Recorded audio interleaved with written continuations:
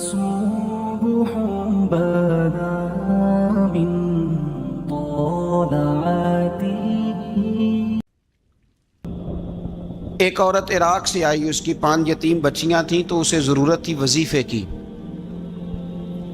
اس نے آ کے پوچھا حضرت عمر بن عبدالعزیز کا گھر کہاں؟ تو لوگوں نے فرمایا وہ سامنے جو ٹاٹ اور بوریے کا پردہ لٹک رہا ہے وہ عمر بن عبدالعزیز کا گھر ہے. دروازے پہ دستک دی تو ایک عورت اندر برتن دھو رہی تھی. پوچھا السلام علیکم، امیر المومنین سے ملنا ہے. وہ کہنے لگی اس درخت کی چھاؤں میں بیٹھ جاؤ، ابھی تشریف لاتے ہیں. تھوڑی دیر گزری تو حضرت عمر بن عبدالعزیز آئے تو کنویں سے پانی نکال کے نا، سین میں کنواں تھا تو جو جگہ میں مٹی اڑ رہی تھی نا، گرد اڑ رہی تھی، ہوتا ہے نا عصر کے بعد لوگ پانی پھینکتے ہیں، وہاں پانی پھینکنے لگے، چھڑکاؤ کرنے لگے. تو تھوڑی تھوڑی باتیں وہ خاتون آپ سے کرنے لگی. تو وہ جو عورت آئی تھی نا، وہ کہنے لگی تم غلام سے باتیں کر رہی ہو، تمہیں پردہ کرنا چاہیے. وہ کہنے لگی یہ غلام نہیں، یہ میرے شوہر ہیں اور یہ امیر المومنین عمر بن عبدالعزیز ہیں. کہنے لگی یہ عمر بن عبدالعزیز ہے؟ کہا ہاں یہ عمر بن عبدالعزیز ہے. تو وہ خاتون حاضر ہوئی، کھجوریں اس کو دی گئی کھانے کے لیے. اس نے کہا حضور میری 5 یتیم بیٹیاں ہیں، مجھے وظیفہ چاہیے. جناب عمر بن عبدالعزیز نے ایک بیٹی کا نام پوچھا، ولدیت پوچھی، وظیفہ لکھا. عورت کہنے لگی اللہ تیرا شکر ہے میری بچی کا وظیفہ لگ گیا. دوسری کا نام پوچھا، ولدیت پوچھی، عمر پوچھی، وظیفہ لگایا. اللہ تیرا شکر ہے میری یتیم بچی کا وظیفہ.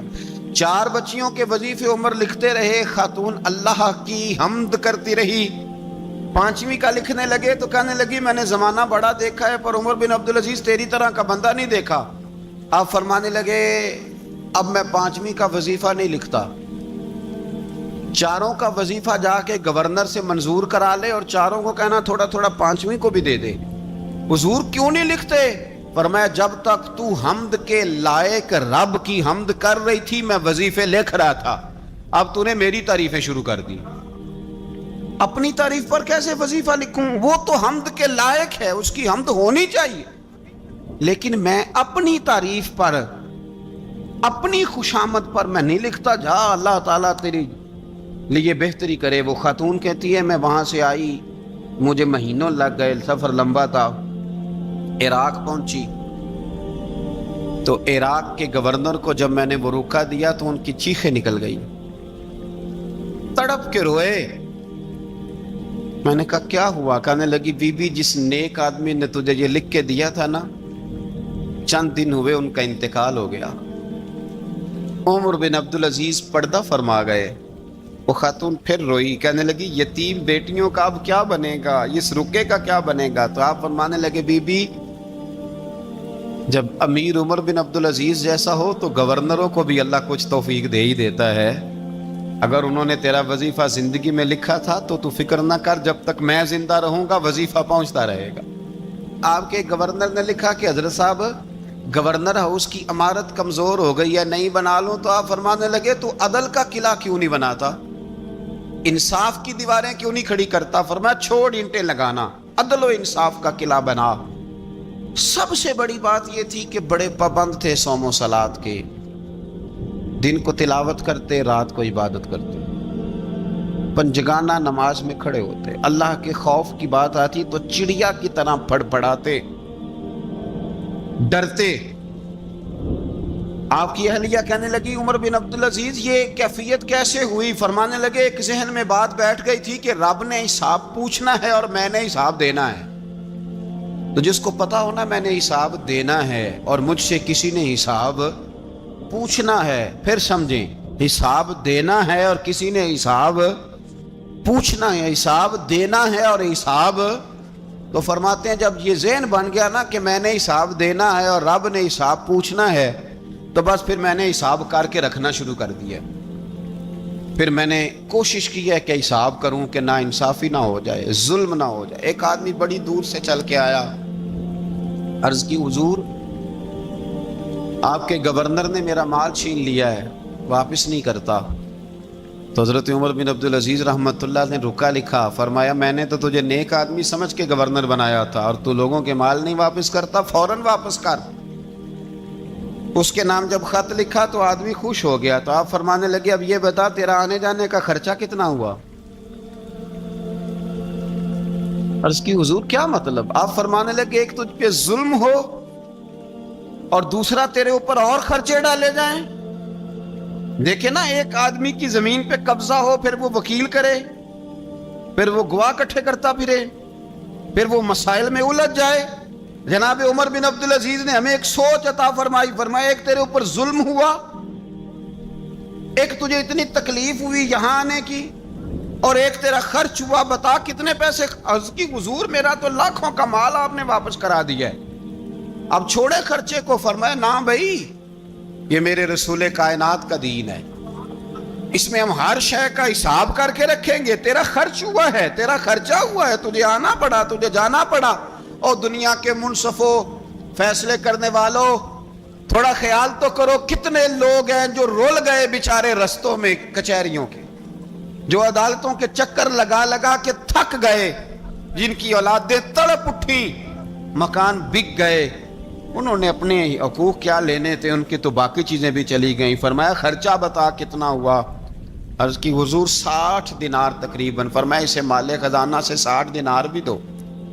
پھر فرمایا میری جیب سے اسے 50 اور دو تاکہ یہ آنے جانے میں مزید روٹی کھا سکے، گوشت کے ساتھ روٹی کھائے. اور پھر فرمایا معاف کر دینا، حکومت عمر بن عبدالعزیز کی تھی پر تجھے بڑی تکلیف اٹھانی پڑی، اذیت اٹھانی پڑی. یارو اس رنگ میں اس شخص نے حکومت کی، اس انداز میں، اور سب سے بڑھ کر بنو امیہ میں سے تھے. لیکن میرے رسول پاک کی اولاد سے جو پیار، حضور کی نسل سے، کسی نے آپ کے سامنے کہہ دیا، امام جلال الدین سیوطی نے اس کو لکھا ہے، کسی نے عمر بن عبدالعزیز رضی اللہ تعالیٰ عنہ کے سامنے کہہ دیا یزید امیر المومنین تھا، مومنوں کا امیر تھا. فرمایا پکڑو اس بدذات کو 20 کوڑے مارو، پکڑو اس نالائق کو، اسے 20 کوڑے مارو. یہ نبی پاک کے خاندان کے قاتل کو امیر المومنین کہتا ہے. یہ فتویٰ جناب عمر کا.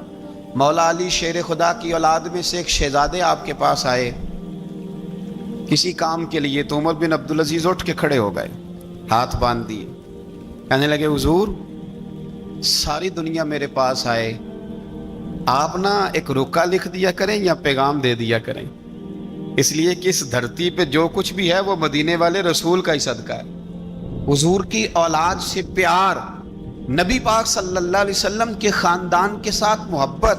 حضرت عمر بن عبدالعزیز نے فلاح عامہ کے کام کرائے، بڑے بڑے سرائے بنائے، لوگوں کے ٹھہرانے کا بندوبست کیا، وظائف دیے غریبوں کو، مساجد بنائی، مدارس بنائے. آپ کو مجدد کہا جاتا ہے، نئے سرے سے تجدید کی، علماء سے پیار کیا، صدقات و خیرات کا ایک ایسا ماحول دنیا کے اندر بنایا کہ لوگ کہتے ہیں کہ ہم زکوٰۃ دینے کے لیے بندہ تلاش کرتے تھے، پر جناب عمر بن عبدالعزیز کے زمانے میں کوئی زکوٰۃ لینے والا میسر نہیں آتا تھا.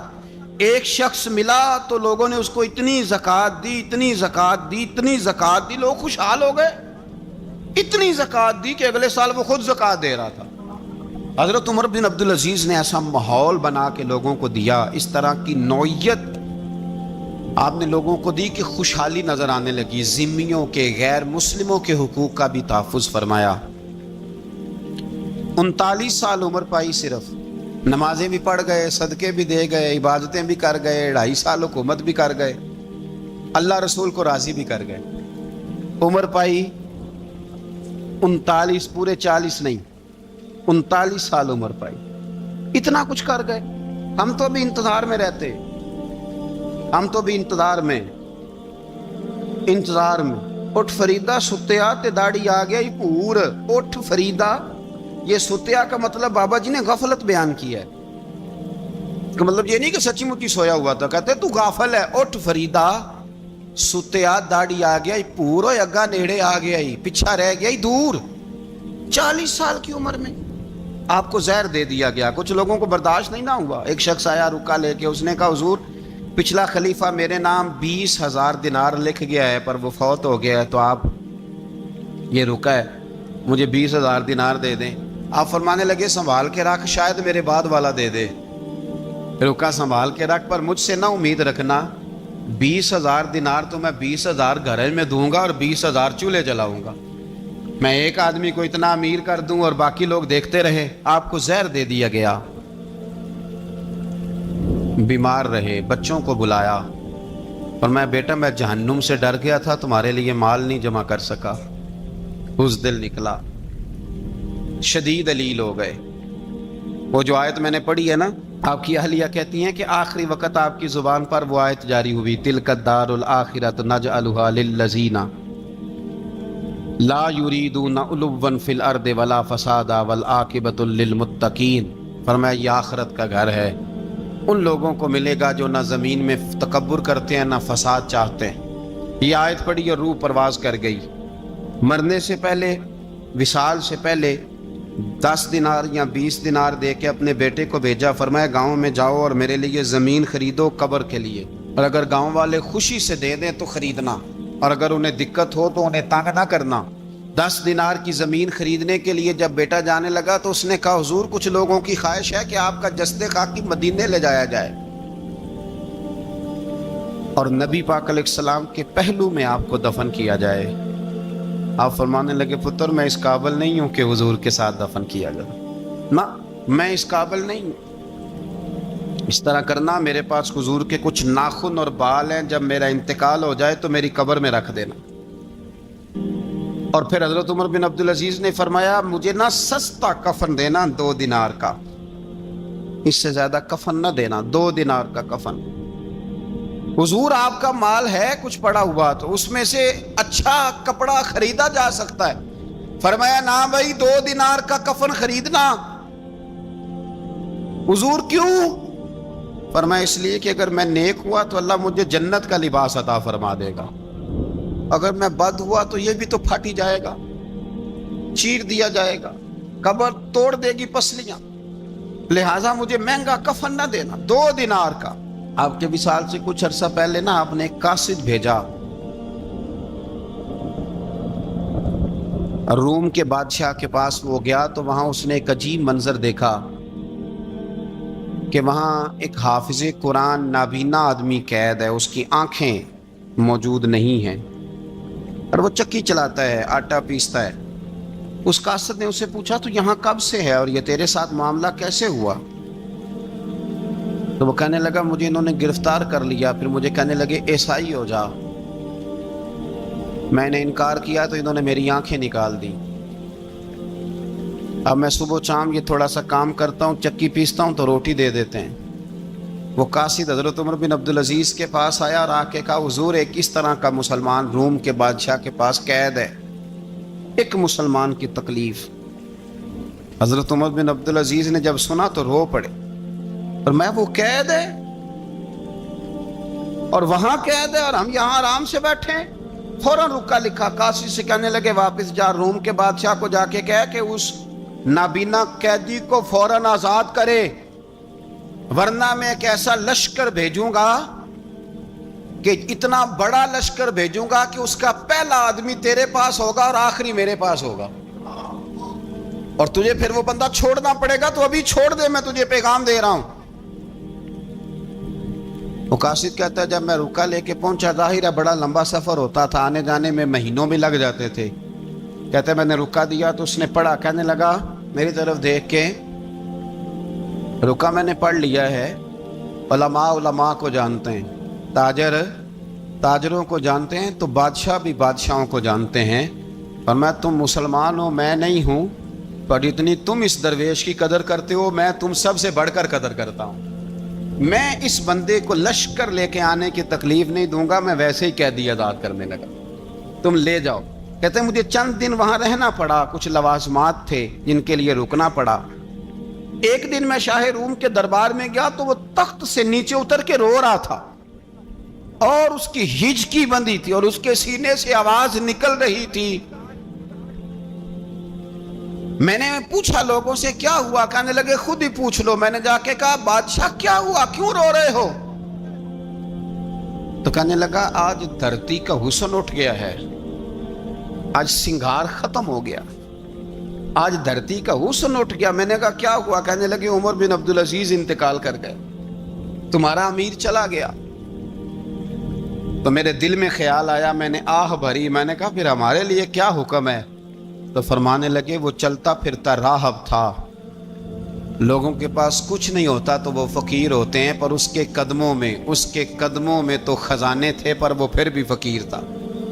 فرمایا اس کا حکم اگر میں زندگی میں مانتا تھا تو مرنے کے بعد بھی بات مانی جائے گی، تمہارا قیدی بھی تمہیں واپس کیا جائے گا اور عمر بن عبدالعزیز کی بات بھی سنی جائے گی۔ کسی نے حضرت عبداللہ بن مبارک سے کہا آپ بڑے زاہد ہیں، آپ نے دنیا چھوڑ دی۔ فرمایا میں تو عالم فاضل ہو کے زاہد ہوں، زاہد تو اصل میں عمر بن عبدالعزیز تھے جو بادشاہ ہو کے زاہد تھے۔ مالک بن دینار بھی کہتے تھے وہ بادشاہ ہو کے زاہد ہیں۔ ان کا انتقال ہوا تو خواجہ حسن بصری فرمانے لگے آج دنیا سے بہترین آدمی چلا گیا۔ حضرت سیدنا امام احمد بن حنبل فرمایا کرتے تھے جو عمر بن عبدالعزیز کا ذکر کرے رب تو اس پر بھی رحمت نازل فرمائے گا۔ ارے یہ تو وہ شخص ہے کہ جب تک موجود تھا تو حسن موجود تھا، اور آج بھی ان کا ذکر کریں تو اللہ دلوں میں نور پیدا کر دیتا ہے۔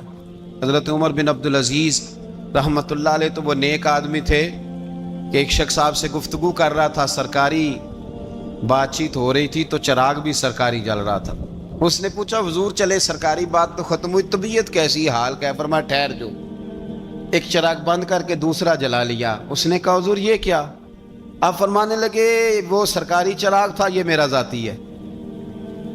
جس شخص نے اتنی باریک بینی کے ساتھ تقوی اختیار کیا ہو، نبی پاک سے اتنی محبت کی ہو، دعا کرتے ہیں اللہ ان پہ کروڑوں رحمتیں فرمائے، اللہ ان پہ بے حساب برکتوں کا نزول فرمائے۔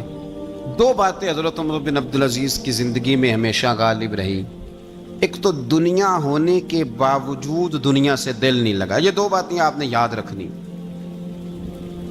دل نہیں لگایا دنیا سے، مال تھا، دولت تھی، پر وہ اس چکر میں نہیں پڑے کہ یہ مہنگا جوڑا میرے گھر کیوں نہیں، یہ اعلیٰ کار کیوں نہیں، اب یہ والا میں نے گھر، ایک اینٹ پر دوسری اینٹ نہیں رکھی ساری زندگی۔ چونکہ وہ سمجھتے تھے زندگی مختصر ہے تو 40 سال کی زندگی میں ہی کمال کر گئے۔ اور دوسرا حضرت عمر بن عبدالعزیز نے ہر وقت ایک چیز اپنے ذہن میں رکھی کہ مجھے اللہ کے سامنے کھڑے ہونا۔ اللہ تبارک و تعالیٰ نے پھر ایک خوبصورت انسان بنو امیہ کی حکومت تھی، اسی میں سے ایک خوبصورت دھلا ہوا، سجا ہوا، سمرا ہوا، خوشبو والا، میٹھا بھی، ٹھنڈا بھی، پیارا بھی، نیک بھی، متقی بھی، اصول والا بھی، رسول اللہ علیہ السلام کا غلام حضرت عمر بن عبدالعزیز۔ اللہ تعالیٰ نے یہ مرد مجاہد پیدا فرمایا۔ آپ مدینہ شریف میں پیدا ہوئے، آپ کے جو والد گرامی تھے وہ مصر میں گورنر تھے۔ حضرت عمر بن عبدالعزیز رحمت اللہ تعالیٰ علیہ کی جو والدہ ہیں وہ حضرت عمر فاروق کی پوتی ہیں، تو آپ کی رگوں میں فاروقی خون بھی تھا۔ حضرت عمر بن عبدالعزیز رحمت اللہ تعالیٰ علیہ کے والد گرامی نے آپ کو مدینے میں پڑھنے کے لیے چھوڑا۔ حضرت صالح بن کیسان ایک عالم اور محدث تھے، ان کے پاس آپ نے تعلیم پائی، اور جناب عمر بن عبدالعزیز رحمت اللہ تعالیٰ علیہ کے والد اگرچہ مصر میں تھے لیکن آپ کو مدینہ میں رکھا، آپ نے مکمل تعلیم حاصل کی، علم حاصل کیا، چھوٹی سی عمر میں قرآن پاک کے حافظ بھی ہو گئے۔ پھر جب بڑے ہوئے تو اللہ نے یہ موقع دیا، چونکہ خاندان کی حکومت تھی تو آپ مدینہ شریف کے گورنر بنے، اور مدینہ منورہ کے ساتھ ساتھ آپ کو طائف کی حکومت بھی ملی، مکہ مکرمہ کی حکومت بھی ملی۔ پھر بعض جگہ پہ تو یہ ہے کہ آپ نے خود کسی وجہ سے استعفیٰ دیا، اور بعض جگہ یہ ہے کہ سازش کر کے آپ کو معزول کیا گیا۔ لیکن حضرت عمر بن عبدالعزیز نیک بڑے تھے، پرہیزگار بڑے تھے، پر خوش لباس بھی بڑے تھے۔ خادم کو جب بھیجتے تھے نا بازار تو کہتے تھے جو سب سے مہنگا جوڑا ہو وہ خرید کے لانا۔ خوشبو بہترین استعمال کرتے تھے، جب گزرتے تھے تو لوگوں کو پتہ چلتا تھا کہ کوئی عام نہیں گزرا، عمر بن عبدالعزیز گزرے۔ جب تک گورنر رہے، جب تک خاندان میں رہے، ماحول اور رہا۔ سلیمان بن عبد الملک خلیفہ جب جانے لگے تو انہیں وصیت کر دی کہ میرے بعد عمر بن عبدالعزیز خلیفہ ہوں گے۔ یہاں تو لوگوں کو عہدہ ملے تو لوگوں کی کیفیت بدل جاتی ہے نا، لیکن جب حضرت عمر بن عبدالعزیز کا اعلان ہوا تو رونے لگے، ایک کونے میں بیٹھ کے رونے لگے، فرمانے لگے مجھے امید نہیں تھی کہ وہ اتنا بڑا بوجھ میرے کندھوں پہ ڈال کے چلا جائے گا۔ اتنے سارے لوگوں کا بوجھ، اتنے سارے لوگوں کی آزمائش، خیر چونکہ وصیت تھی، آپ کی بیعت لی گئی، بیعت لینے کے بعد آپ منبر پہ چڑھے تو فرمایا لوگوں میں تمہیں آزاد کرتا ہوں، اگر تم میرے علاوہ کسی کو حکمران بنانا چاہو تو مجھے کوئی اعتراض نہیں ہے۔ لوگوں نے کہا نہیں، آپ ہی ہمارے حکمران ہوں گے۔ حضرت عمر بن عبدالعزیز دنیا اسلام کے اندر ایسی مثال ہیں، اچھی طرح سمجھ لیں کہ جب حالات اب نہیں اب تر ہو گئے تھے، بد نہیں بدترین ہو گئے تھے، اور بڑے بڑے لوگوں نے عجیب ماحول گھڑ لیے تھے، اس ماحول میں آئے، لمبی نہیں 2.5 سال حکومت کی صرف، لیکن لوگوں کو حضرت صدیق اکبر کی یاد آنے لگی، لوگوں کو سیدنا فاروق اعظم کیا۔ آپ کی جو بیوی تھی وہ بھی بادشاہ کی بیٹی تھی، بادشاہ کی بیوی بھی بن گئی۔ پہلے دن اپنی بیوی سے کہا کہ اب ہم بن گئے ہیں امیر،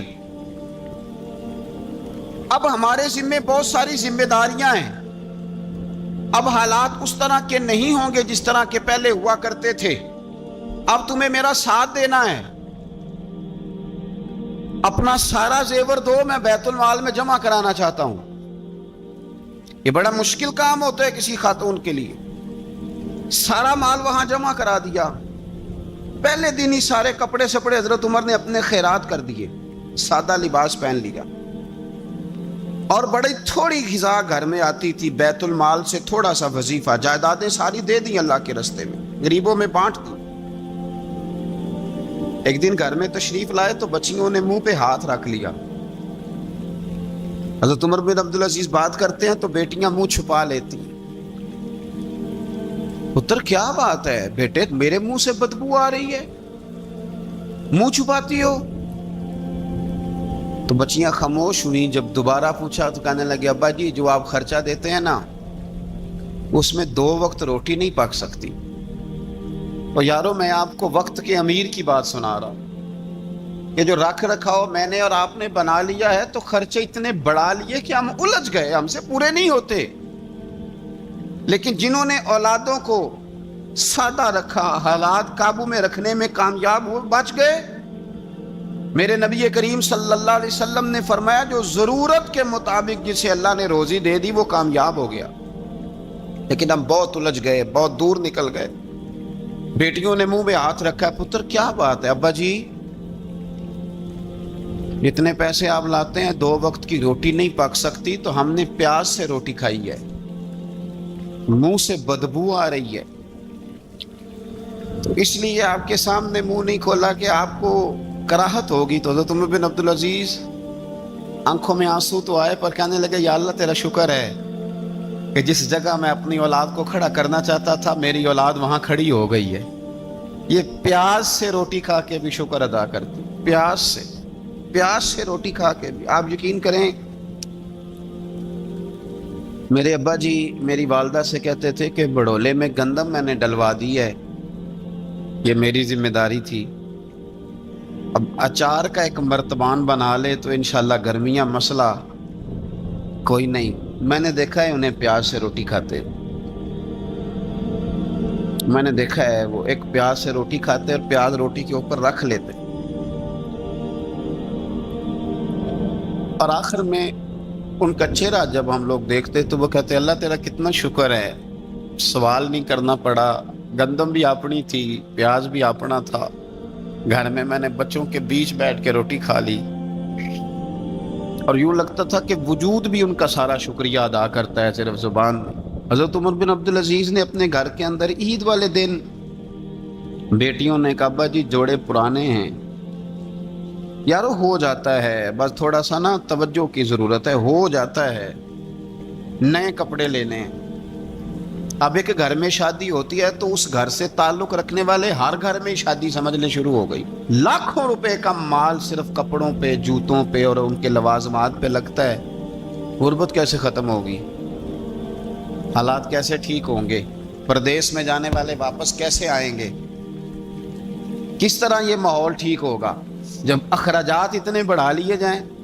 حضرت عمر بن عبدالعزیز رحمۃ اللہ علیہ کی بیٹیوں نے کہا عید پہ کپڑے لینے، ضد کی تو جناب عمر نے اپنے وزیر خزانہ کو خط لکھا فرمایا 1 مہینے کی تنخواہ مجھے ایڈوانس دے دو، بیٹیوں کے کپڑے لینے ہیں۔ تو جب بادشاہ عمر بن عبدالعزیز جیسا ہو تو پھر وزیر بھی نیک ہی ہوتے ہیں، وزیر بھی نیک۔ تو وزیر کہنے لگا حضور کچھ باتیں آپ سے سیکھی ہیں، اگر اجازت دیں تو کر لوں؟ کہا جناب کرو۔ کہنے لگے آپ 1 مہینے کی تنخواہ ایڈوانس مانگ رہے ہیں، آپ 1 مہینے تک زندہ رہیں گے؟ یہ آپ سے سیکھی ہوئی باتیں۔ حضرت عمر بن عبدالعزیز کہنے لگے رب تیرا بھلا کرے، تو نے سوئے ہوئے عمر کو پھر سے جگا دیا۔ بیٹیوں سے آ کے کہنے لگے پتر پرانے کپڑے دھو کے پہن لو، اگر کپڑے دھو کے پہن لوگی اور پہن کے رب کی بارگاہ میں کھڑے ہوگی تو رب تو پہلے ہی بڑا قبول فرمانے والا ہے، اللہ تو پہلے ہی بڑا قبول کرنے والا ہے۔ تو صاحب یاد رکھیں، حضرت عمر بن عبدالعزیز نے اپنے گھر کے اندر یہ ماحول پیدا کیا، اپنے گھر کے اندر یہ کیفیات آپ نے بنائیں، بنا کر کے سجائیں۔ میرے عزیز یاد رکھیں، کچھ چیزیں ایسی ہوتی ہیں جن پر انسان اگر توجہ کر لے تو آسانی سے معاملات ٹھیک ہو جاتے ہیں۔ حضرت عمر بن عبدالعزیز نے خود بھی سادگی اختیار کی، آپ کے بچوں نے بھی سادگی۔ ہوتا یہ ہے کہ جس طرح کا حکمران ہوتا ہے نا، رعایا پر اس کے اثرات ہوتے ہیں، یہ ایک اصولی بات ہے۔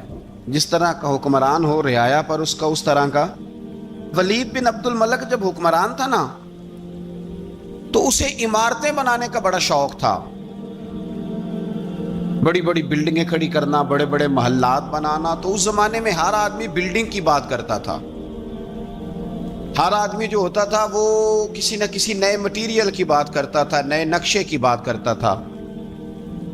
جب سلیمان بن عبد الملک حکمران بنا تو سلیمان بن عبد الملک جو تھا اس کو شوق تھا شادیاں کرنے کا، یہ بھی شوق ہوتا ہے بادشاہوں۔ اس زمانے میں لوگ شادی کی بات کرتے تھے، نکاح کی بات کرتے تھے، بیاہ کی بات کرتے تھے۔ تو پورے ماحول کے اندر ایک چیز پیدا ہو گئی تھی۔ لیکن جب حضرت عمر بن عبدالعزیز کا زمانہ آیا تو وہ راتوں کو عبادت کرتے تھے، وہ وظائف پڑھتے تھے، وہ قرآن پاک کی تلاوت کرتے تھے، وہ اللہ کا ذکر کرتے تھے۔ تو پھر ایک ماحول بن گیا جو ذکر الہی کا ماحول تھا، پھر ایک ماحول بن گیا جو تقوی کا ماحول تھا، پھر ایک ماحول مارد وجود میں آیا جو پرہیزگاری کا ماحول تھا۔ عام عوام بھی اللہ کے ذکر کی باتیں کرنے لگی، عام ماحول بھی اس طرح۔ حضرت عمر بن عبدالعزیز نے سب سے پہلا یہ کام کیا کہ بادشاہی پروٹوکول ختم کرائے، ختم ہو گئے پروٹوکول۔ آپ نے فرمایا کوئی شاہی خاندان کا بندہ آئے تو کسی کا کوئی پروٹوکول نہیں ہے، میرا بھی کوئی پروٹوکول نہیں ہے، بلکہ آپ نے فرمایا کسی خطیب کو، کسی امام کو اجازت نہیں کہ میرا نام لے کے میرے لیے دعا کرے۔ سب مسلمانوں کے لیے دعا کرنا، فرمانے لگے الحمدللہ میں مسلمان ہوں، جب تم مسلمانوں کا نام لے کے دعا کرو گے تو میں بھی اندر ہی آ جاؤں گا۔ اضافی طور پر نام لے کے دعا کرنے سے بھی روک دیا۔ حضرت عمر فاروق رضی اللہ تعالیٰ عنہ خادم سے کہنے لگے بوڑھی سے پوچھو۔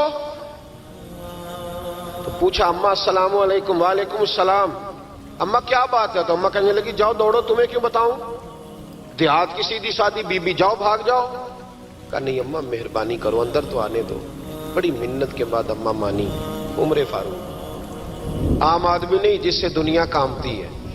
حضرت عمر اندر گئے، اماں کیوں پریشان ہو؟ تو اماں کہنے لگی تمہیں کیوں بتاؤں، میرا اپنا دکھ ہے، چل اماں بتا دے، تیری مہربانی۔ تو اماں کہنے لگی میں ایک بیوہ ہوں، بے اولاد ہوں، کوئی میرا سہارا نہیں، مجھے عمر فاروق سے بڑی شکایت ہے، میرے اوپر 25 دینار کا قرضہ چڑھ گیا ہے اور 3 دن ہو گئے میں نے روٹی نہیں کھائی، اور عمر نے میری خبر نہیں لی۔ حضرت عمر کو پتہ چل گیا لوارث ہے، اس کا کوئی 2 4 10 ہزار ووٹ کوئی نہیں، ایک کو میکے سے 6 مربے نہیں لے کے آئی، ایک اکیلی تنے تنہا۔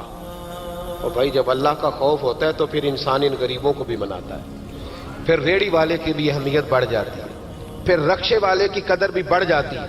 حضرت عمر فاروق رضی اللہ تعالیٰ عنہ کہنے لگے اماں عمر سے شکوہ ہے؟ کہاں؟ جناب عمر کہتے ہیں میں نے ایک جملہ کہا تو اماں نے تو مجھے لاجواب کر دیا۔ میں نے کہا اماں عمر کو کیا پتا کہ تو بھوکی ہے اور مقروض ہے، اسے کیا خبر؟ تو اماں کہنے لگی کیا کہا تم نے؟ عمر کو خبر نہیں، اسے پتا نہیں؟ تو عمر سے کہو نا چھوڑ دے حکومت، اس کے حوالے کرے جو خبر رکھ سکتا ہے، کیوں بیٹھا ہے پھر؟ ہمارے حکمران کہتے ہیں ابھی میں صدمے میں ہوں، نکلوں گا تو بات کروں گا، نہ ادھر ادھر کی تو بات کر، یہ بتا کہ قافلہ کیوں لٹا، مجھے رہزنوں سے غرض نہیں، تیری راہبری کا سوال ہے، ہاں تجھے جواب دینا پڑے گا۔ حضرت سیدنا عمر فاروق رضی اللہ تعالیٰ عنہ سے اماں کہنے لگی نہیں خبر رکھ سکتا تو حکومت کیوں کرتا ہے، چھوڑتا کیوں نہیں؟ تو حضرت عمر کہتے ہیں میں کانپنے لگا، دوڑے گئے جناب عمر۔ میں نے کہا اس اماں کا 6000 ووٹ نہیں کہ اس کی قدر کی جائے، یہ اماں کوئی بہت آکسفورڈ یونیورسٹی کی ڈگری ہولڈر نہیں کہ اس کی بات مانی جائے، کہ لاوارث اور بیوہ بی بی۔ عمر دوڑے گئے، گھر سے اناج کا تھیلا کندھے پہ رکھا، 25 دینار بھی لیے، پکا پکایا کھانا بھی لیا۔ خادم کہنے لگا حضور مجھے دے دے میں اٹھا لیتا ہوں۔ تو حضرت عمر فرمانے لگے چل وعدہ کر قیامت کے دن بھی میرا بوجھ اٹھائے گا؟ کہنے لگا جی نہیں وہاں نہیں اٹھا سکتا۔ فرمایا پھر آج بھی نہ اٹھا، مجھے ہی اٹھانے دے، یہ میرا بوجھ ہے تو مجھے ہی۔ اماں کے سامنے 25 دینار بھی رکھے، پھر اماں کو حضرت فاروق اعظم نے 2 مہینے کا راشن بھی دیا، پھر پکا پکایا کھانا بھی دیا۔ معمولی آدمی کی بات نہیں کر رہا، 24 لاکھ مربع میل کا حکمران۔ حضرت عمر مدینے میں بیٹھ کے کبھی للکار دیں تو کیسر و کسریٰ کی ٹانگیں کانپیں۔ جناب عمر فاروق رضی اللہ کھانا کھلا کے اماں چارپائی پہ تھی تو عمر نیچے بیٹھ گئے، کہنے لگے اماں چل عمر کو معاف کر دے، چل چل جانے دے، کوئی عرض نہیں، بیچارے کو پتہ نہیں چلا۔ تو اماں کہنے لگی تو نے پھر عمر کا ذکر چھیڑ دیا۔ بیٹے میرے گھاؤ بڑے گہرے ہیں، میرے زخم بڑے سخت ہیں، کلیجہ پھٹے تو تجھے دکھاؤں کتنی تکلیف میں ہوں، میں تو پکا ہوا پھل ہوں، کسی وقت بھی دنیا سے چلی جاؤں گی، میں نے عمر کو معاف نہیں کرنا۔ جب میں قبر میں جاؤں گی نا، نبی کریم علیہ السلام آئیں گے تو میں عمر کی شکایت کروں گی، میں کہوں گی حضور اس سے پوچھئے یا رسول اللہ بیوہ اور بوڑھی کا خیال ہی نہیں کیا؟ تو آپ کے غلام کہتے ہیں میں نے عمر کو کبھی اتنا روتے نہیں دیکھا جتنا آج روئے۔ کہنے لگے اماں عمر کو میں جانتا ہوں وہ کمزور ہے، یہ شکایت نہ لگانا، وہ کمزور ہے، مقابلہ نہیں کر سکے گا، یہ شکایت نہ لگانا، چل معاف کر دے۔ تو اماں کہنے لگی اچھا تو مجھے کچھ اچھا لگتا ہے، جا تیری خاطر عمر کو معاف کیا، تو پیارا لگا ہے، جا معاف کیا، تیری خاطر معاف کیا، تیری خاطر عمر کو معاف کیا۔ حضرت عمر فاروق کہنے لگے مجھے لکھ کے دو، کون اتنے جتن کرتا ہے؟ کون؟ کسی سے کہنا جا اپنی اماں کو منا لے، تو کہتے ہیں نہیں میری غلطی کوئی نہیں تو مناؤں کس بات پہ، ہمیں تو 20 دلیلیں آتی ہیں، جا ابا کے پیر پکڑ لے۔ پتہ ہے نبی پاک علیہ السلام نے فرمایا جس کا باپ راضی ہوگا اسی کا اللہ راضی ہوگا، اور جس کا باپ ناراض ہوگا وہ سارا دن وظیفے پڑھے، اس کا اللہ راضی۔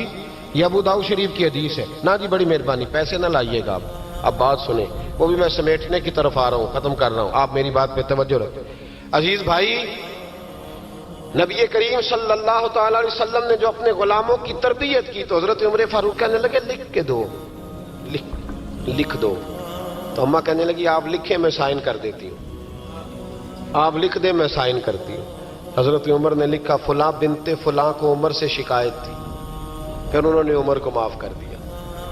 اماں سائن کرنے ہی لگی تھی کہ مولا علی شیر خدا آ گئے، حضرت عبداللہ ابن مسعود آ گئے۔ اوہو عمر یہاں بیٹھے ہوئے ہو، میں سارے مدینے میں تلاش کر رہا تھا، یہاں بیٹھے ہو، وہ کچھ لوگ ملنے آئے، نکلو۔ اماں نے سنا کہ یہ عمر تھے تو اماں اٹھ کے کھڑی ہو گئی، آئے ہائے عمر تھے، آپ عمر تھے؟ تو جناب عمر کہنے لگے اماں تو نے جو کہا ٹھیک کہا، لیکن اپنے وعدے پہ قائم رہا، یہ ذرا سائن کر دے۔ اماں نے سائن کیے تو حضرت عمر فاروق فرمانے لگے علی آ گئے ہو تو بطور گواہ تم بھی دستخط کر دو، عبداللہ ابن مسعود تم بھی بطور گواہ جب سائن ہوئے تو جناب عمر نے رکا لپیٹا اور مولا علی شیر خدا سے فرمانے لگے علی یہ رکھ لو، مجھے لگتا ہے میں تم سے پہلے دنیا سے جاؤں گا، اور جب میں پردہ کر جاؤں نا تو یہ رکا میرے کفن میں رکھ دینا۔ اگر حضور علیہ السلام نے پوچھا نا میری امت کے ساتھ کیا سلوک کر کے آئے ہو، تو رکا نکال کے کہوں گا یا رسول اللہ ایک بوڑھی ناراض تھی میں اسے بھی راضی کر کے آیا ہوں، حضور یہ میں راضی۔ بھائی جب تک ہم اللہ سے نہیں ڈرتے معاشرہ اصلاح پذیر نہیں ہو سکتا۔ حضرت عمر فاروق رضی اللہ تعالیٰ عنہ نا باہر والوں کا بھی بڑا سخت حساب کرتے تھے، بڑا۔ ایک گورنر صاحب نے لباس بڑا شاندار پہننا شروع کر دیا تھا تو حضرت عمر نے اتروا کے نا تو انہیں ٹاٹ کا لباس پہنا کے تو اونٹ چرانے کی ڈیوٹی دے دی تھی، اتنا سخت احتساب کرتے۔ کسائی کی دکان پر بھی 1-2 گھنٹے کھڑے ہوتے تھے، جو آدمی مسلسل 2 دن گوشت خریدتا تھا نا फरमाते थे इसका टैक्स बढ़ा दो, लोगों को दाल नहीं मिल रही और ये रोज गोश्त खाता है। हजरत फारूक आजम, उसको जजिया कहा जाता था, या कुछ और मामलात होते थे, बढ़ा देते थे। मुसलसल जो 2 दिन आदमी गोश्त खाता था, फरमाते थे मदीने में गुर्बत है, अगर ये वाला निजाम तुम करोगे तो गरीब लोग किसकी तरफ देखेंगे। लेकिन उससे ज्यादा बढ़कर जो उनकी जिंदगी का म्यार और स्टेटस था वो ये था कि अपने घर का खास ख्याल रखते, खास तवज्जो करते। मुल्क शाम से और ईरान से कुछ लोग आपकी खिदमत में आए तो वहां से कुछ कनीजें भी आईं, उनके बादशाह पैगाम लेके। शाह ईरान की कनीज को मलका ने कहा कि ना हजरत उमर की जौजा को देख के आना जरा किस तरह की है। हमारे मुल्क में क्या कहते हैं, खातून अव्वल जी, खातून, बाकी सारे दोनों में खातून अव्वल, जरा खातून अव्वल को देख के आना। तो वो जब आई ना घर में मिलने तो कहा कि मुझे मेरी मलका ने कहा था कि उमर की जौजा से, अहलिया से मुलाकात करके आना। तो हजरत उमर की अहलिया ने ना एक जोड़ा कपड़ों का दे दिया मलका के लिए और एक खुशबू की शीशी दे दी। अब जब वो तोहफे वहां भेज गए तो उस मलका ने ना कुछ सोने का सामान भेजा, कुछ जेवरात भेजे, कुछ तहाइफ भेजे। जब हजरत उमर के घर आए ना, वो खादिम लेके आया, उसने कहा जी आपकी अहलिया ने तोहफे भेजे थे। तो जवाब में शाह ईरान की बीवी ने, यहाँ जिस मुल्क का वो सफीर था, उन्होंने भी ये भेजे। तो हजरत उमर फारूक ना वो तोहफे लेके घर गए तो जाके कहने लगे अपनी अहलिया से, ये तू कब से तोहफे तहाइफ भेजने लग गई है, ये कब से निजाम शुरू हो गया। तो कहा हुजूर तोहफा देना लेना तो ठीक है, सुन्नत है, मोहब्बत बढ़ती है, तो ये कोई कबाहत नहीं, और मैंने अपनी जाती इस्तेमाल के लिए जो चीजें रखी थी वो मैंने दी हैं। तो हज़रत उमर फारूक रज़ी अल्लाह तआला अन्हु फरमाने लगे, हमने किसी मुल्क के साथ और उसके बादशाह के साथ जाती ताल्लुक नहीं बनाना, ताल्लुक जो भी बनेगा रसूलुल्लाह के दीन की बरकत से बनेगा। जाती रिश्ते नहीं हमने कायम करने। जाती आपके मुल्क की जो एयरलाइन जिसका हर साल खसारे का ढंढोरा पीटा जाता है ना, वो हमारे बादशाह साहब और सदर साहब अगर गैर मुल्कियों को घोड़ा कभी भेजना हो ना, घोड़ा, तो पूरा एक जहाज घोड़ा लेके तोहफे में जाता है, पूरा जहाज गरीब कौम का ये सरमाया। और कौम बड़ी बादशाह है, लाइनों में ला के वोट देती है। 2 काम हमेशा लाइन में ला के करने, एक बिल लाइन में ला के जमा कराना है और एक वोट लाइन में ला के, ताकि फिर पूरे 5 साल लाइन में ही लगे रहें। मर्जी से आप वोट देना, पर जो बात दुरुस्त है उसको सुनो। और वलीमन खाफा मकाम रब्बिही जन्नतान, जो रब के सामने खड़े होने से डरता है, रब उसे 2 जन्नतें अता करता है।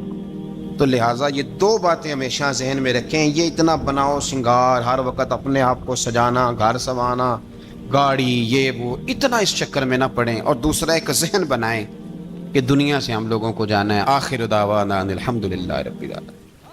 अल्लाहुम्मा सल्लि अला सय्यिदिना व मौलाना मुहम्मद। अल्लाहुम्मा सल्लि अला सय्यिदिना व मौलाना मुहम्मद। अल्लाह के शेर है दरे करार पर दुरूद, अल्लाह के शेर है दरे करार पर दुरूद, अल्लाह के शेर है दरे करार पर दुरूद।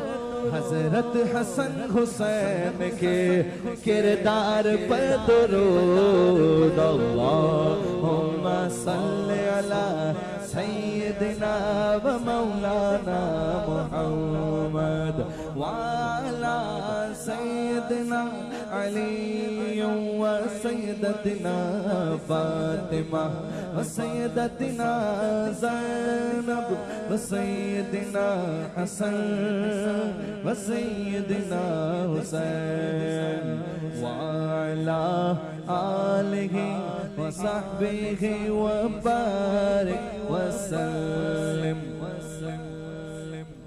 ज़ैनब की बारगाह में,